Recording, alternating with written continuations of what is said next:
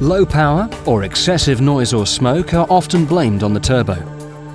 A diagnostic fault code may only point to the area where the problem lies. You may have to investigate further to identify and cure the real cause. But remember, the turbocharger is not a simple replacement part. It's an integral part of the engine's air, fuel, cooling and oil systems. A blocked filter or intercooler, obstructions, leaks or splits in any hoses or pipes, or even using non-OE spec parts can cause performance problems and lead to turbo failure. So it's essential to check all of these systems before you replace the turbo.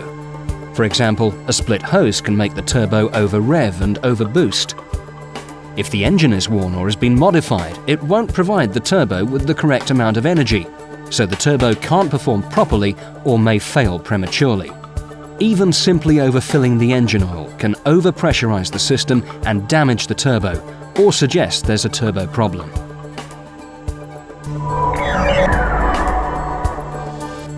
Turbo failure is a reasonably rare event. The problem usually lies elsewhere with the engine.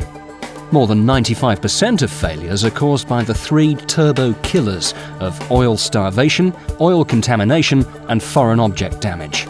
In the vast majority of cases, the problems are oil-related. Therefore, it's vital to check the lubrication system before you replace the turbo. Oil starvation can be caused by insufficient lubricant reaching the turbo, usually because of blocked or leaking oil pipes, or lack of oil priming when the turbo was fitted. Oil contamination can be caused by not changing the oil and filter at the correct service interval, by fuel or water in the oil, or by using an incorrect lubricant. As a turbo operates at up to 240,000 RPM, at up to 950 degrees C, and to very fine tolerances, proper lubrication is critical. Running a turbo without oil for 5 seconds is as harmful as running an engine without oil for 5 minutes. The effects of foreign objects entering the turbo due to careless maintenance or because of leaks in the air intake system should be obvious. Even a very small foreign object can cause a considerable amount of damage to turbine or compressor blades. Occasionally, other reasons, such as poor driving habits, can result in turbo failure, so it's also worth considering these causes.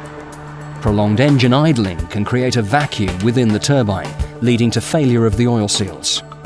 Hard acceleration from cold will not give the oil time to circulate, causing oil starvation to the turbo and engine bearings. Hot engine shutdown can cause carbon buildup within the turbo, leading to bearing failure. It's essential to let a hot turbo engine idle for at least 3 minutes before turning it off, to reduce the temperature inside the turbo. Misuse, such as revving the engine beyond its safe limit, can cause overspeeding, which pushes the turbo beyond the parameters where lubrication can protect it, and overboosting, which damages the engine.